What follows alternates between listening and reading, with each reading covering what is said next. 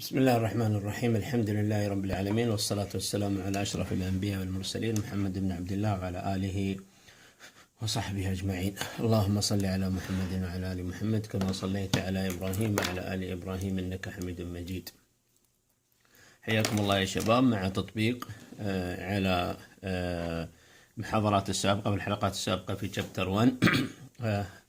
اخترنا لكم اليوم المسألة اللي في الواجب عندكم من كتاب كروبيرا ومرموز له أو رقمها 152، ونبدأ نقراها بالتدريج ونشوف إيش يبغى.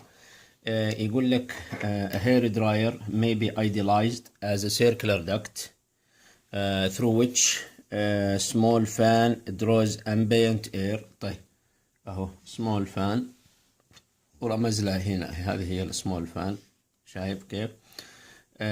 draws ambient air with which the air is heated as it flows over a coiled electric resistance wire. طيب تسحب لي هي الهواء جوا، وعندي هنا resistance wire وله كهرباء. طبعا لاحظ عندي هنا بلس وعندي هنا ماينس، ومقدار الكهرباء اللي يستهلكها أو عفوا الطاقة اللي يستهلكها الإلكتريك ريزستور هنا أقدر أمثلها بالشكل هذا.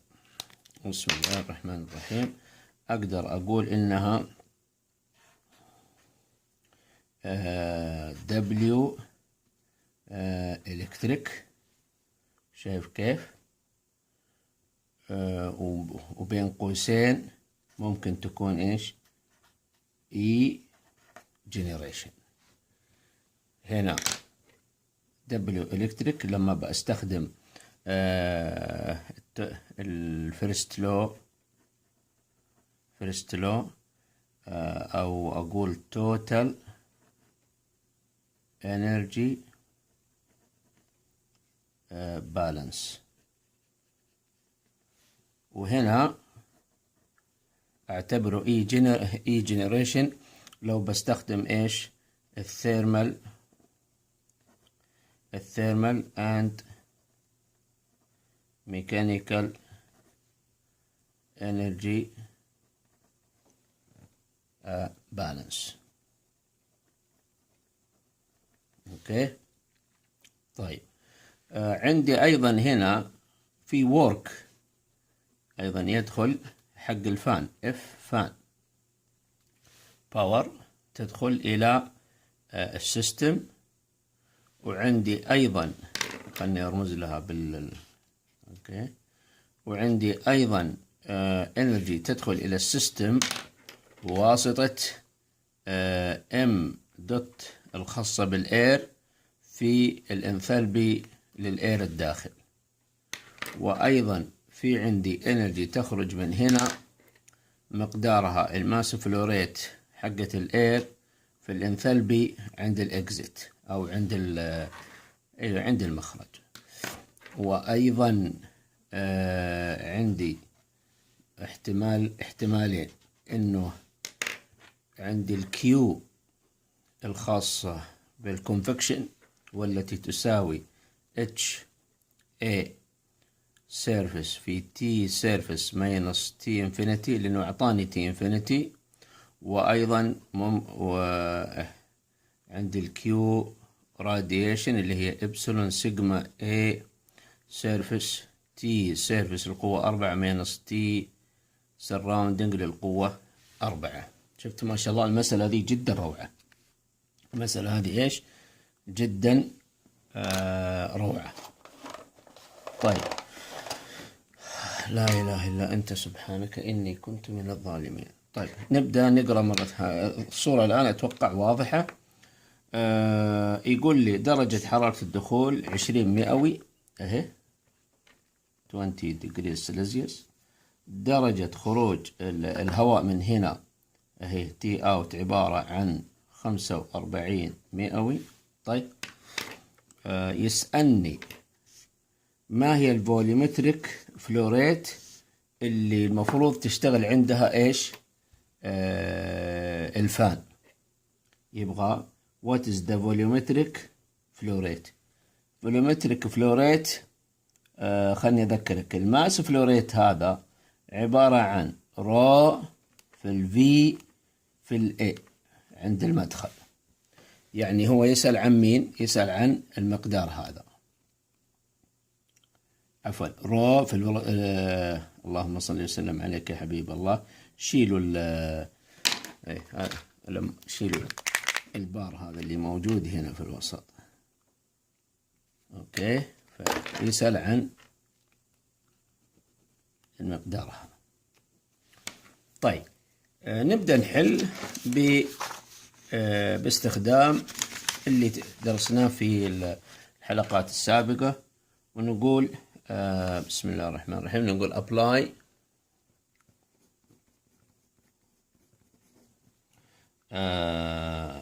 energy balance over the control surface اللي احنا حطيناه اللي قدامكم. تمام يا شباب؟ طيب لما نجي نطبقه اللي هو ايش يقول لي الانرجي بالانس؟ يقول لي اي ان ماينس اي اوت زائد اي جنريشن حيساوي اي ستورد. اوكي، طيب هذا يا اخوان بيساوي 0 لان العملية اندر steady state. طيب بالنسبة لإي إن حتكون إيش؟ بالنسبة لإي إن عندي مجموعة من الطاقات تدخل إلى السيستم حقي. عندي الورك أو الباور حقة الفان ما أعطانا إياها ترى يا شباب، شكله تجاهلها. عندي أيضا الورك أو الباور حقة الإلكتريك ريزيستر حقة الريزيستر. اوكي، عندي هذه الثنتين كل ابوها تعتبر ايش؟ الكتريك فورم. وعندي ايضا الماس فلوريت في الانثالبي، هذه كلها تدخل. طيب عندي الاي اوت تخرج من عندي ام دوت اتش اكزت، وعندي ايضا كيو راديشن زائد كيو كونفكشن. طيب ايام كنا في الثيرمو كان كلامنا صحيح، كان المقدار هذا يوضع كأنه كأنه جزء من الانرجي ان، لانه ايام الثيرمو ما كان عندنا الانرجي جنريشن تيرم. الان صار عندنا انرجي جنريشن تيرم خاص باي نوع من انواع الطاقه تحصل جوا الكنترول سيرفيس، ولا تكون هذه الطاقه ثيرمال ولا ميكانيكال. يعني اي نوع من انواع الطاقه تدخل او حتى تخرج وما هي ثيرمال ولا ميكانيكال، نحطها بدل ما تصير هنا في الان تروح وين؟ تروح هنا.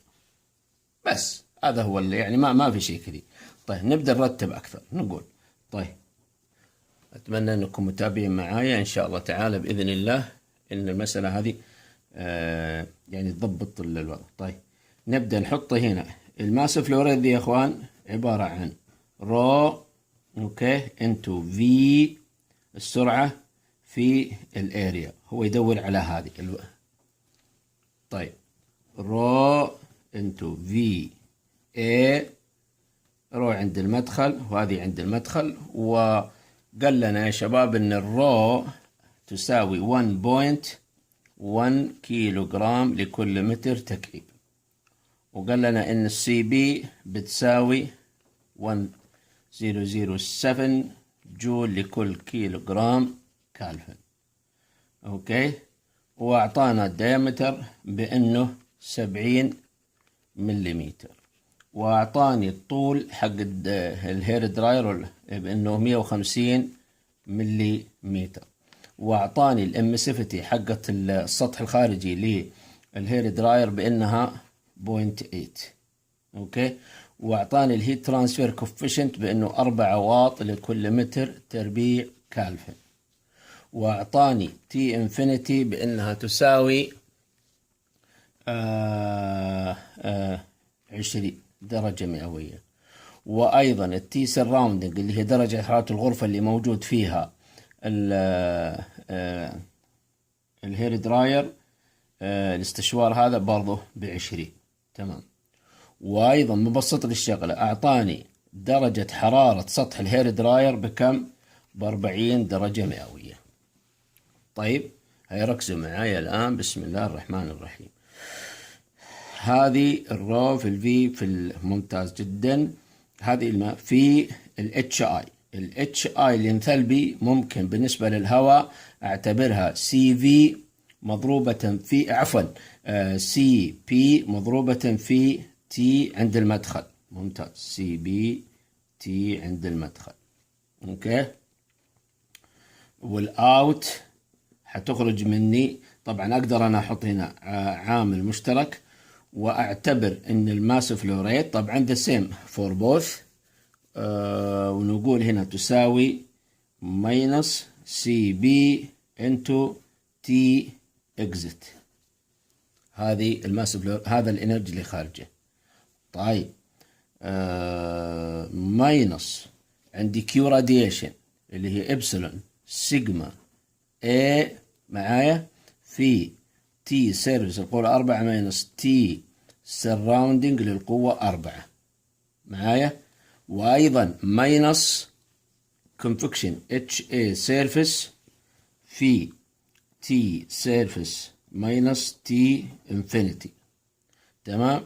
زايد الانرجي جنريشن تيرم. طبعا هذا يا اخوان الفان بما انه ما اعطاني اياها، يعني ما لي الا اني اعتبرها نجلكتد الان على انها صغيره مقارنه بل سنجد في الاخير ان الحد انه هذا صغير جدا.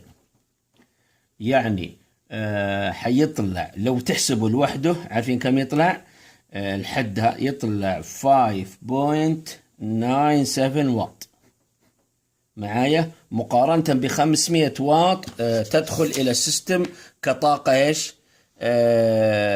كإلكتريك باور، تتحول إلى طاقة حرارية بالداخل. تمام. زايد 500 واط حتساوي إيش؟ زيرو. تي إكزت يا أخوان ب45 درجة، وتي إلت حتساوي بكم؟ ب25 درجة. والرو معطاه لنا. الرو كم يا شباب؟ الرو 1.1 معايا. الإبسلون معروفة 0.8، والسيرفس اريا حتساوي باي في دي على 4 معايا. وتي سراوندنج هنا حتساوي 20 زائد 273 للقوة 4، وتي سيرفس 40 اللي هي 40 زائد 273 للقوة 4 معايا. وهذه تي سيرفس هنا حتساوي 40، وتي انفينيتي نفس الشيء، تي انفينيتي ب20، والاتش معطى لنا بانه 4، والسيرفس اريا هي نفس السيرفس هنا بي باي دي على 4. يا شباب في غلط، السيرفس اريا هنا شوف لخبطنا احنا.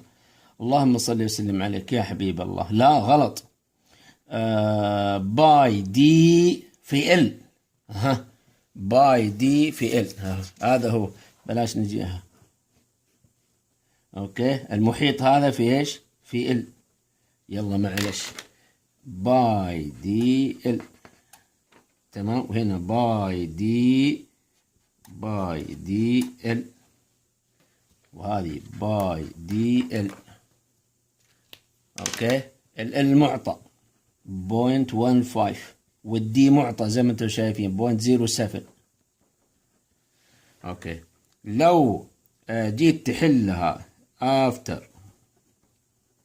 نقول substitution ابغاك تسويها انت في البيت الان. substitution you will find ان المقدار VA اللي هو الفوليومت اللي مرموز له هذا يساوي سلمك الله تقريبا 0.0181 متر تكعيب لكل ثانية. وبالتالي إذا تبغى، هو طلب أيضا الفيلوسيتي عند الإكزيت، إذا تبغى الفيلوسيتي حتساوي 0.0181 على الكروس سكشنال اريا. شفتوا كيف يا شباب؟ الاريا اللي موجودة هنا في الماس فلو ريت هي الكروس سكشنال اريا اللي هي هذه. اوكي، بينما هذه حتساوي باي ار تربيع.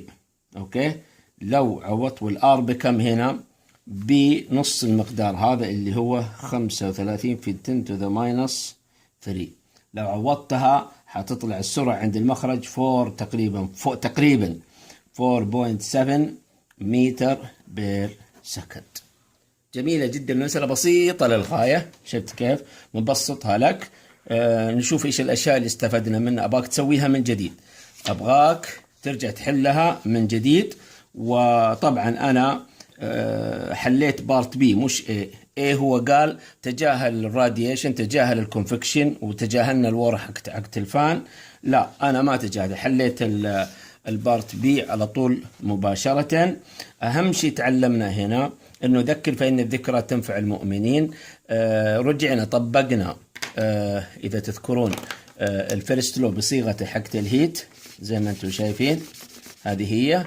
وشفتوا يا شباب كيف ان الالكتريك فورم اوف ورك اللي هو حق الفان وحق الريزيستنس واير ما خلينا كاي ان، لانه خلاص في الهيت ترانسفير محجوز هذا الحد وهذا الحد. ليش؟ للثيرمال والميكانيكال انرجي معايا. فخليناه في الانرجي جنريشن تيرم، على اساس ان كلا الثنتين عباره عن تيار يدخل الى اللهم صل وسلم عليك يا حبيب الله، الى داخل الكنترول فوليوم، والتيار اللي يمر هنا يولد لي طاقة حرارية. وبينما التيار اللي يشغل لي المروحة will dissipate this work كفريكشن، وحتزود لي شوية الحرارة، ولكن يعتبر شيء بسيط. يلا خبزنا وعجلنا زيادة عن اللزوم. ليش؟ لأن المسألة هذه في بداية الكورس وتعتبر تأسيسية، ولا هذه تعتبر في الأخير كذا على منتصف الكورس ولا على الفاينل تعتبر صغيرة جدا. فانتبه. والسلام عليكم ورحمة الله وبركاته.